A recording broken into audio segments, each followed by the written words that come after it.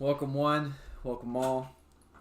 Cheers to my 935 One Piece chapter titled Queen review. I will not be doing a live reaction because I was in Vegas. That's why all this shit is on my bed, because I went to Vegas over the weekend to watch my brother's girlfriend weightlift. And let me tell you, there's some weightlifting girls who are just double cheeked up every day of the week. So the live reaction didn't happen because I was out in Vegas and I didn't bring any of my stuff. So I'm just going to go ahead into the review. But this will all be cleaned up in a little bit. So the cover page is Smoker getting smoked out, extinguished is probably a better term, by a bunch of mice. I almost said mouses. I don't care.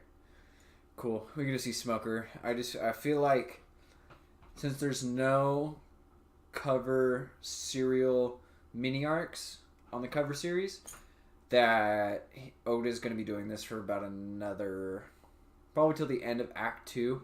Wrapping up Act 2, we will probably get some more cover stories that dive into the One Piece lore and world building and to see what a bunch of other people are doing. So I think we got about 6 to about 15 more chapters of just fan requests, and most of them are just going to be Oda himself drawing what he wants to draw.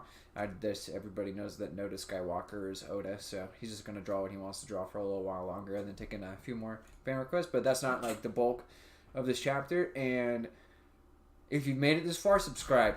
Should have done that earlier, but I'm at 22, 23. I want to hit 50 by the time I move up to Oregon. 2 months. 25 to 27 subscribers. That's all I'm asking. If you see this, please subscribe. It means a lot to me. We start off the chapter. I can't remember how we start off the chapter. I'm going to free ball this review because I haven't thought about this review as much as I wanted to think about it, but I want to put something out there. So this would be more of a first impressions review, and I might do specific videos pertaining to the 3 things that I liked about this chapter, because I do like a couple of things about the chapter. But let's talk about Queen. Let's talk about Queen. The man, the myth, the legend, the she-man, the she-male, the he-male. Queen apparently is all muscle. And I haven't seen a dude or anyone that big, just pure blubber muscle. I haven't seen anyone really that big since Kaido, honestly. There's not a lot of big characters. It'd be like the equivalent of like San Juan Wolf being all muscle. That would be devastating. He can like pinky flick. He could skadoosh. What's the skadoosh? He could skadoosh mountains in an instant. Queen is all muscle, which means that he probably has a ton of DC, and that his Devil Fruit ability will give him even more enhanced strength. So I think Queen has the best armament out of Jack, King, and Queen. I think Queen has the best. I think Jack has the highest base stats and is lacking in observation and armament hockey. And then I think King is going to be like a Gear 4th bound man. I think he's going to be all-encompassing, where he has as high a tier as armament hockey as Queen, with the observation of Katakuri, with a crazy Pterodon Devil Fruit. But that's just how I'm like ranking things right now. And so Queen does one of these faces because they describe the 3 problems. And I like how Eustace Kid is at the lowest part of the 3 problems. Like, that didn't matter too much. So it goes Eustace Kid, and then Seastone Cuff keys are stolen, and then Luffy's escaping right now. So hopefully Oda doesn't go into what he did this chapter, where he spends a little bit of time here, a little bit of time there, a little bit of time there. I hope we get a full chapter of what Queen's going to do to Luffy in the following chapter. But I like Queen's personality so far, because a couple of chapters ago, when Queen and King were introduced, both of them seemed to be like complete assholes to Jack. And then you get the whole total like Okama vibe from Queen, which shows that it's like a multifaceted character already, which is cool. So I think Queen has a switch to where he's quirky. I always want to call him a her. So I think that Queen is quirky until shit gets going, and when shit hits the fan, It's a switch. Whereas I think King is serious all the time, and Jack just wants to beat the fuck out of everything all the time. So I like seeing that from Queen. And then I like the whole setup about what's going to happen. And the thing that confuses me the most, as I'm thinking about it now, is if Queen is all muscular and says, if I lost any of my fat and or blubber, that everyone would swoon over him, and he doesn't want that. That's why he decides to stay like a balloon. Just a big old balloon. But he rides in a chair, and it seems like everywhere he rides in a chair. So I don't think like you're gonna lose that much weight by like walking places. So I'm like, I'm a little confused about that. Maybe it's just one of them quirky things about him. So that's what I liked. And then the other thing that I liked about this chapter is the lore behind Kiroshiro, Fukuobuka Dukabuka, the penis head shaped squid guy who's the leader of the Shinobu's a character, Shinobi, the ninjas of Orochi's personal guard, and then the lore behind Grandpa Hiroguro the Flower. So what I want to dive into first is Grandpa Hyo. So 20 years ago, he was the face of the underworld for Wano Kuni, and the 5 other leaders of the Yakuza seem to be bowing down to Grandpa Hyo back in his prime. And he's cool because he's almost modeled after the I can't remember it, but it's the one Japanese woodblock painting, and it's like a black Oni god, and he has like the fire coming out of her. It's like the Fubu or something like that. I can't remember how you pronounce it. And he's always like this. He's got one hand down. He's got another mitt right here, and he's holding a sword. He's kind of drawn after that character. And if I remember correctly, that was the one deity who is always tattooed on early Japanese firefighters to protect them for the flames. So I like that, which is a cool character design for him back in the day. And then what I liked about it is its reference, because he was the epitome of a chivalrous man, even though he was the head of the Yakuza world in Wano Kuni, and that Odin loved him and other people loved him, is that he was a very strong-willed, I'm not going to say a strong fighter, but he was a very strong-willed person 20 years ago, even though he's deteriorated over the Kaido and Shogun Orochi rule over the last 20 years. And that everybody flocked to him, that he was a man of the citizens. And it's reflected by Nami and Robin and Shinobu talking later in the bathhouse. By the way, them Giddies, them Giddies look good in this chapter. So it was stated by Shinobu that 20 years ago, he was a man of the people. And this is a little bit of a foreshadowing for how Grandpa Hyo is going to be one of the people to get more people to join the Straw Hat, Mink, Pirate, Ninja, what are those people called? Mink Alliance. So I think Grandpa Hyo, after he breaks out of the prison with Luffy, I think he's going to be a very integral part in recruiting more people, because there's not a face of the Kozuki clan right now, and since Kinemon's not that good at doing his job, I think Grandpa Hyo is going to help Kinemon actually get a bunch of different samurai to join the alliance, then face off against Kaido, even though he's in like a weakened old person state.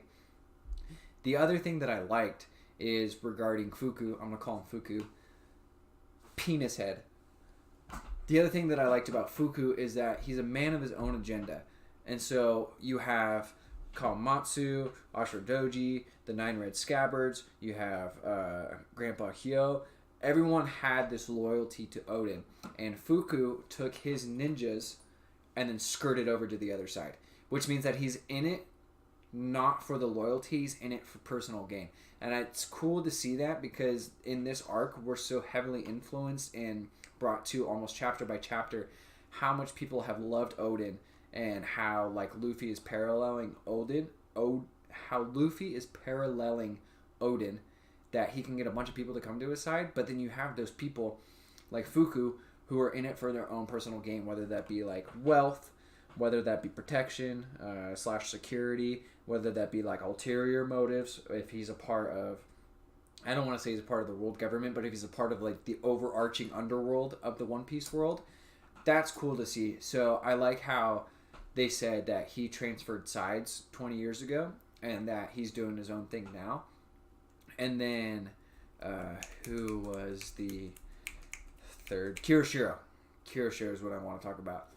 Last chapter, 2 chapters ago, one of those two. Whatever, Kiyoshiro attacked Komurasaki and killed her.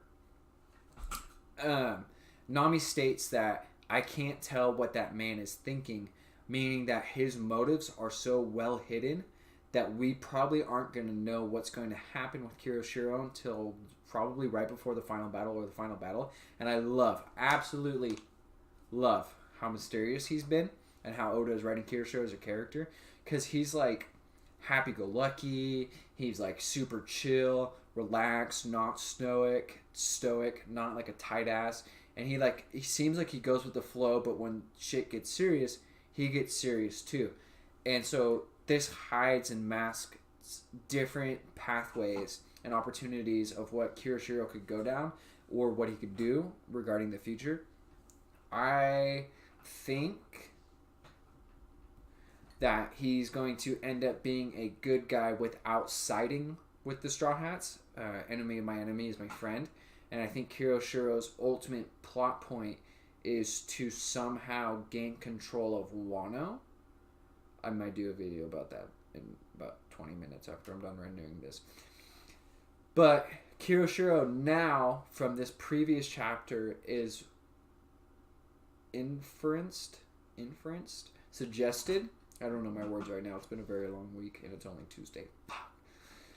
Is suggested to be the new Grandpa Hyo, hopefully meaning that all of the other 5 Yakuza bosses in the Wano Kuni country are bowing down to Kiyoshiro, so Kiyoshiro has some manpower behind him. So I think that Kiyoshiro is going to be a very, very, very heavy hitter come the next few chapters once we start seeing his motives unravel. And I like how the fact that there's almost like a changing of the guard in Wano Kuni, where you have Oden to Orochi, Grandpa Hyo to Kiyoshiro. You have all the subordinates and retainers of the Kazuki clan, and then you have the 12 ninjas, and then the headliners and the all-stars, or the calamities for Kaido. Like, there's a bunch of mirroring going on here and there, and I think it's really cool to see for the Wano Country arc.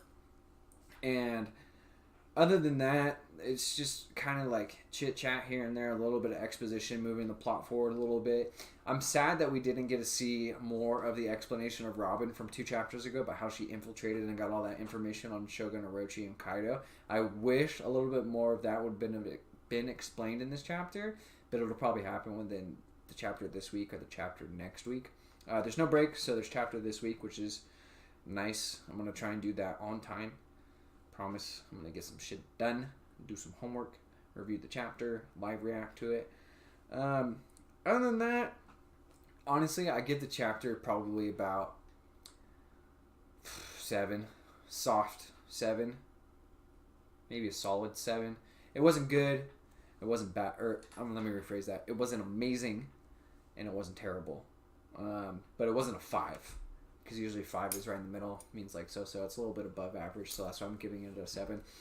I wish that we didn't have so many gags going on, because I know a lot of people are being more furious, more infuriated by the same repeated jokes that Oda's doing all the time. And, like, I'm not going to lie, he's been doing it for 20 years. It's his niche now. Those are his jokes. The faces, like the puns, running over, like, the bathhouse male, or the males in the bathhouse, like, swooning over Robin and Nami, and then, like, getting Shinobu out of the way, and then Shinobu hitting ball busters in there. Like, it's funny. About 15 chapters ago. Not so much now. I wish that we would see a change in the tempo of seriousness, because we are entering the Fire Festival kind of week. If I remember my time frame correctly, we got about a week left to the Fire Festival, maybe a couple of days, and that's when it's going down. So I'd like to see a little bit more of that. Other than that, I still love Wano. So far, it's an 8.5, 9 out of 10 for me for an arc. I'm probably going to do no, I'm going to stop saying I'm probably going to do that. I'm just going to start doing stuff. But if you like the video, like the video. If you haven't subscribed, subscribe. If you haven't subscribed, subscribed. And I'll see y'all eggheads later.